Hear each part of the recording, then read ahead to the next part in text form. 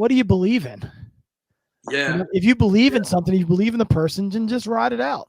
But so many people, and I've watched this a ton, they just give in to external pressure, because the external pressure, like if you're in middle management, let's say you have your boss is the owner and you're middle management, and your boss wants success right away.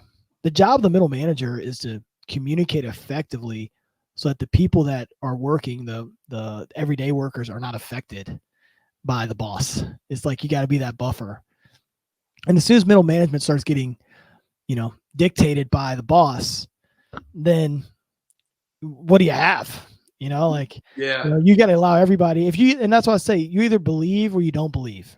And if you believe, you stick with it, you ride it out, and you kind of figure it out, but you don't let the boss or the owner like dictate that. And when you're looking at these NFL teams, you see a lot of that. You see a lot of ownership dictating how guys are playing on the field when they're playing, and you're just not going to win that way.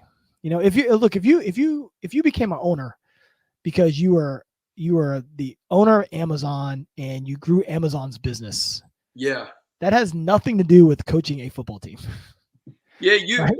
There's some components that you can take, but knowing when players are going to mature, what plays you should be running, there's no way for that person to know that because they haven't grown up in that. And they can learn it, but that's not their first language. That's their second or third language. Right. And so I think that's the hard part. I think middle management holding firm with its belief has really wavered in all sport. And when you speak to that, you're going to have, and this is where if you are taking that, let's say CEO or let's say owner making these decisions, you're going to have middle management. You're going to have ball players or employees not buy into the character and the culture. And so if you're basing everything on 6 months, on a year, even 3 years, and you got to watch progress. And a smart man, like when you take Amazon and you make that run, well, you're going to have had so many pitfalls and so many opportunities that grew but then fell, and hey, this happened but then this happened, that you're going to be able to provide great insight if you saw what happened and you remember what happened, and you didn't just go from moment 1 to moment 2, but we saw the growth, we remember the growth, and we understand that everything grows in the same way. Then you're going to have great feedback for your player development staff, for your head coach, for the players themselves, but probably fed through your head coach type of deal in meetings there. But we have to remember that it's a two-way street. Some teams may have an owner that has great insight into how to grow a team. And you might have a coach that bucks that system. That's like, you don't know basketball, you don't know football. Yeah. No, I might not. But guess what? You start explaining it to me, and I'm going to explain how we can make it better. And so let's talk. Yeah. And so that's where you have like a real community and you're working together. I'm sorry, Jay. Good. So what you're describing is someone taking their expertise and you taking their expertise, and you're bringing it together to make it better. Yes. Right. And what I was sort of describing is when one is trying to say, no, this is how we're going to do it, when that's not their expertise. Like that, like what you're talking about is a beautiful mix of my expertise and your expertise. And that's how it should be. Right. But I understand sports like different. So it's like you have your owner, you have your GM, you have your owner, you have your vice president, you have your GM, you have a vice president, the GM, then you have your coach.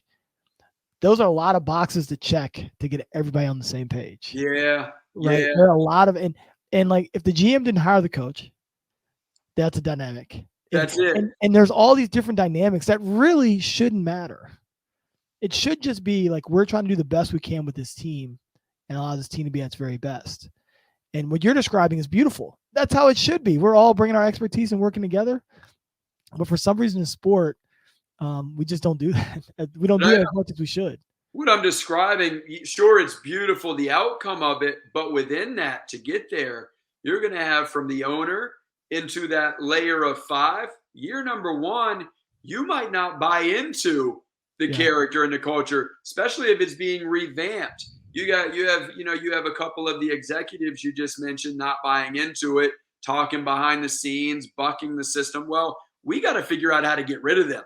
We have to. Yeah. If you're never going to buy in, we either need to figure out how to get rid of you or how to help you see that this is when we win. Sometimes that takes time.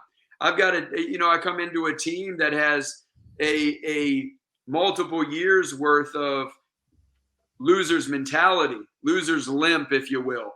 Mm-hmm. And we've got to learn to win. Well, when you do that team of 15, you're probably going to have a handful, 3 to a handful that weed themselves out because they're now being asked to give everything they have. They're now being asked to believe in something that you can't see. And sometimes people that can't see, all the time, when you can't see something, it's stupid. I'm not going to do it.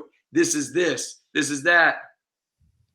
And so when you hire a coach, you're not hiring them to become the Gonzaga of the East. You're hiring them to be dominant. And so we have to paint the picture of how does something go from 0 to dominant. Right. Ooh. And there's a lot of facets within going from 0 to dominant. I like that. 0 to dominant. I'm going to steal that. You could even go negative to dominant, man. If you have a worn down team, you're below 0, period. Like there is no, hey, we're coming in. No, we're trying to get to 0 sometimes. Yeah, I love it.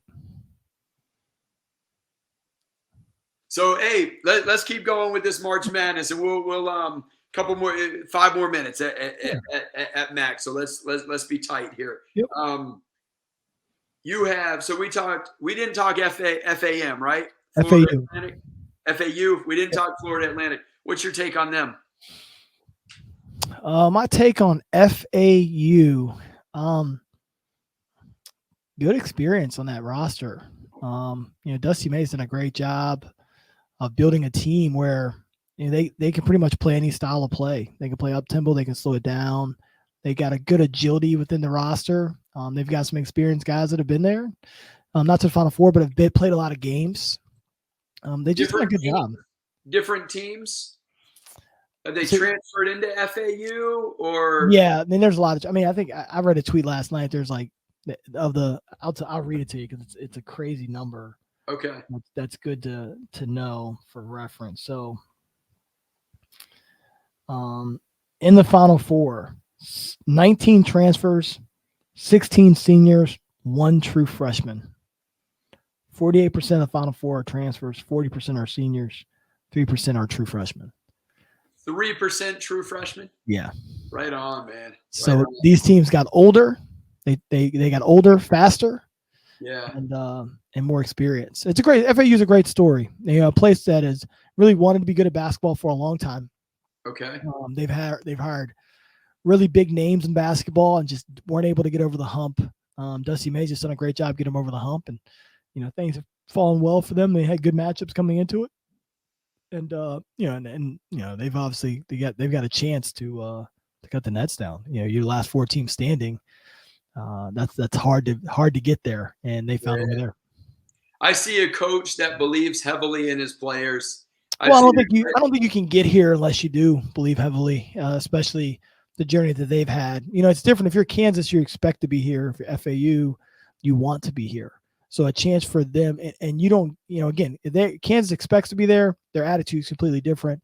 Yeah. FAU wants to be here, like every team does. They want to be here. They're like really enjoying this process, and you can't get there unless you believe. Like your belief has to power everything you're doing on a day-to-day basis. That's got to be the gasoline in your tank, because again, where they're going, no team from FAU history has ever been. So you're talking about faith at the highest level. Hey, I think we can be here. That's faith. And I want to make sure that doesn't get watered down, because that's what it's all about. When you believe and you put the action steps into the belief, like to believe is to see. To see is to know, right? To know is to have hope, and to have hope is to make the adjustments. And you've heard me say that a couple of times, but that's something in my everyday. It's in my everyday mind. And when I see an FAU, it starts with belief, and the action steps have to match the belief. And then every player has to begin to see. And I think that's what we've had the opportunity to see with them. I see the energy. I see mistakes, but I don't see I don't see anything but let's go. Yeah. I see problems, but I don't see anything but let's go. And that's a culture, man. We're a mistake making, never giving up, coming to get you type of team. And mistake making teams are championship teams. You can't be worried about your mistakes. You have to be on to the next play. You have to be on to the next adjustment. And if you, I mean, you know, some people want to be, I'll even say us, we want to be finishers. We want to be coachable. We want to be selfless. We want to be fearless. Well, when I look at the word fearless, we are brave. Our hope towers above our fear. All that tells me is I'm a mistake-making son of a gun that's about to sink the shot. So go ahead and look at my missed shot, but I'm coming. Give me that again with fearless. Fearless. Hope. We are brave. Mm-hmm. Our hope towers above our fear. We are willing to attempt anything in front of anyone. Max effort to the end.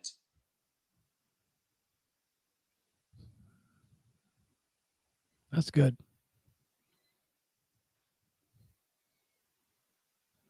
And then you have another team from Florida, man.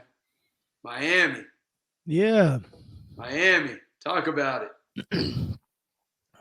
Coach Larinaga does a great job. I mean, this is his second time in the Final Four, 17 years apart.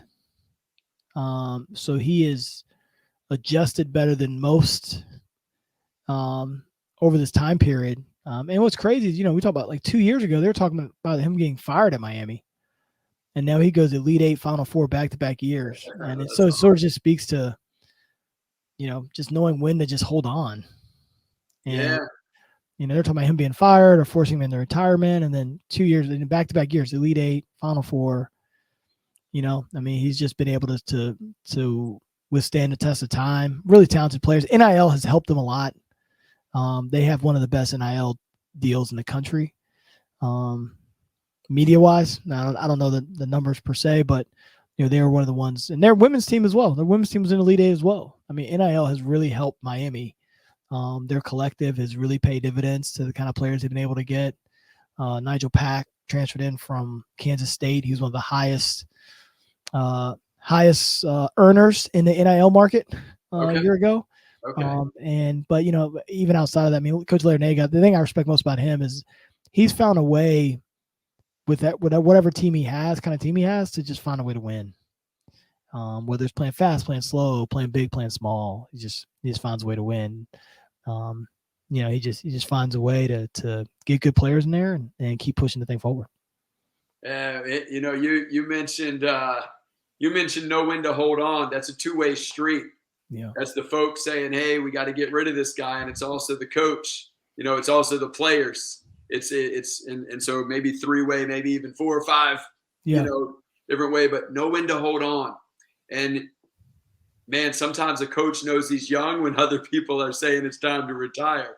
Sometimes in administration knows it's time to keep the coach when the rest of the country is saying it's time to get rid of him. Sometimes it's one person within an organization that has the final say, listening to everybody else say, we got to go young. We got to go this way. We got to go that way. We're two that just holds on because they see something, man. And when you know when to hold on, doesn't always work in the way I'm saying. It's not always going to lead to a Final Four, but man, that's powerful when you see purpose and you see opportunity and you hold on to something that other people don't see, man. And that's exciting. And when I hear you describe whatever team he's been a part of, he finds a way to win. And then I go back and I hear you talk about the NIL, and the NIL's really helped him out. Well, the NIL could really be detrimental because if you don't have it was detrimental to a lot of teams this year. It broke a lot of teams this year. Broke them right down the middle. And that's where I'm going with that know how to bring everything together and lead the character and the culture and the very playmakers that we're talking about into one unit. Well, it looks, man, Alabama was good all year. I had a chance to watch them 2 times during the year towards the end of the season. And I just saw something that they didn't finish. There was a gap, man. And so, going into this tournament, and I don't watch, a whole lot of basketball. And so Alabama was actually this year the only team I watched because I was hearing people say they were good, and I caught them 2 different times for probably about a half a basketball each. But there was just something to the eye that said there's something missing here. There's something missing. They're going to come up short. And that's what I see in these Final Four teams is they're battling to the very, very, very end. They're going to break you. They're going to put you on your back, and they're going to break you because they don't stop coming. That's the common factor from what I've seen in this. They don't stop coming. They're down by 13. They're down by 18. They're back and forth games, and they don't stop coming. You've got to literally beat them at the end of the game, or they're coming to get you. Yeah. I agree. Yeah. It's going to be great games. So let's head out of here with this. Who's your take in the Final Four? Who's your champion? Good question. I think UConn's going to win it. It's funny, when I did my bracket, I actually wrote down UConn. I think I had a UConn-Alabama final, I believe. UConn-Alabama? Okay. And I picked Alabama, but I picked UConn. So one of the things I was like, UConn. Then I was like, I think Alabama's really talented, but Brandon Miller didn't really show up to the NCAA tournament. So, UConn. Who do you have? Man, like I told you, man, since you gave me that tip prior to, I've said UConn, so I just rode with you. So I'm going UConn, but I'm looking forward to a fun and exciting Final Four, man. Looking forward to it. I appreciate it.